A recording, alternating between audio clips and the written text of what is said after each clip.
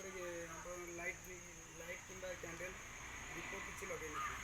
ତାପରେ ଯଦି ଗନ୍ଧେଇଲା ଗ୍ୟାସ୍ରେ ଏଇଟା ମାନେ ସ୍ମେଲ୍ ଆସିବ, ଯେତେବେଳେ ଲିକେଜ୍ ରହିବ ଗ୍ୟାସ୍ ଗୋଟେ ସ୍ମେଲ୍ ଆସିବ, ନାକୁ ସ୍ମେଲ୍ ଆସିବ। ଆସିଲା ନା ଆପଣ ଯେଉଁ କ୍ୟାପ୍ଟା ଦେଇଦେବେ, କ୍ୟାପ୍ଟା ଦେଇଦେବେ। ତାପରେ ଆମର ଖାତା ଗୁଡ଼ାକରେ ଅଛି ଅଫିସ୍ ନମ୍ବର, ସବୁ ଅଫିସ୍ ନମ୍ବର ଫୋନ୍ କରିବେ, ସିଏ ସବୁ ଏଇଟା ହେଉଛି ପ୍ରଧାନ କଥା।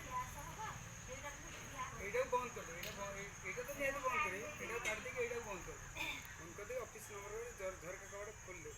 ଆଉ ଏଇଟା ଲିକ୍ ହେଉଛି ହେଲେ କେତେବେଳେ ହେଲେ ଡିଆସିଲ୍ ମାରିକି ଚେକ୍ କରିବେ। ଏଇଟା ହେଉଛି ସମ୍ପୂର୍ଣ୍ଣ ସୁରକ୍ଷା ପାଇଁ। ତାପରେ ଚୁଲାଟାକୁ ତ ସଦାବେଳେ ଅଫ୍ ଅନ୍ କରିବେ। ଏଇଠି ଆଗ ଅନ୍ କରିଦେଉଛନ୍ତି, ଏଇଟା ତାପରେ ଖୋଲୁଛନ୍ତି। ଏଇଟା ସେମିତି କରିବେନି, ଏଇଟା ଅନ୍ କରିଦେଲେ ତ ଗ୍ୟାସ୍ ଖେଳିଯିବ ଚାରିଆଡ଼େ ନା। ଏଇଟା ଅନ୍ କରିବେ, ତାପରେ ଏଇଟା ଧରିକି ଲାଇଟର୍ ହାତରେ ଧରିବେ, ମାରିବେ। ଏଇଟା ଖୋଲିଦେଲା ମାନେ ଗ୍ୟାସ୍ଟା ଏଇଠି ଇଏ ହେବ। ତାପରେ ଗ୍ୟାସ୍ଟା ସଦାବେଳେ ଉପରେ ରଖୁଛନ୍ତି ତ, ଗ୍ୟାସ୍ଟା ଉପରେ ସଦାବେଳେ ରଖୁଛନ୍ତି।